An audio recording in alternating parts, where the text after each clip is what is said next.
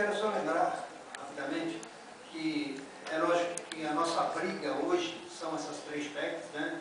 Nós aposentados aí com a 555, que é uma vergonha o que acontece hoje. E a 270, que é um crime que acontece com esse pessoal aposentado por invalidez. E nós temos aqui, até um companheiro nosso aqui da ASPAL, que é a Associação dos Aposentados da Assembleia, que é aposentado por invalidez, e pode ser testemunho do que acontece nos dias de hoje com o reajuste desse pessoal. E que é vergonhoso que o nosso Estado não saia na frente e não tem que modificar isso. Mas eu quero também lembrar algumas outras lutas, aí outras frentes que nós não podemos esquecer.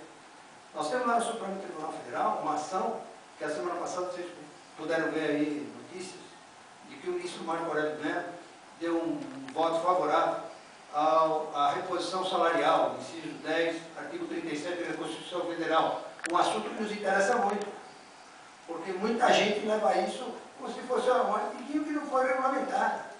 E isso é muito importante para nós que seja. Quem sabe o Supremo cabe fazer o papel que o Congresso não fez.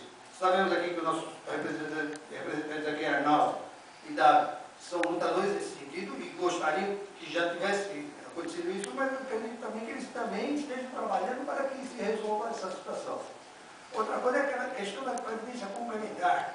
Se eu não me engano, o projeto de lei de 1900, não sei se é 1920, 1902, mas é um projeto que está lá, procederais, e que amanhã pode cair para nós também. Nós temos que tomar muito cuidado com esse projeto aí, porque tem uma série de defeitos, uma série de problemas, e as entidades federais estão trabalhando muito lá em Brasília. O pessoal do científico pode esclarecer melhor o que está acontecendo. São projetos que nós temos que estar atentos. E a Convenção 151. Falaram aqui no Ministério do Planejamento, o Edson falou no nosso amigo do Vanier aqui, do Cine Saúde, né? Que já foi sindicalista, hoje é governo, e que não trata tão bem certos setores do sindicalismo. Nós, de assembleias, tivemos agora há pouco tempo o desprazer de sermos desconvidados a uma reunião, e forçamos e acabamos participando. E essa Convenção 151 está aí, tem duas frentes, uma no Ministério do Trabalho e outra no Ministério do Planejamento. Eles não estão se entendendo, e só que nossos direitos vão sendo postergados e nós podemos ser atropelados. Então, só isso, só lembrar a todos que são várias lutas.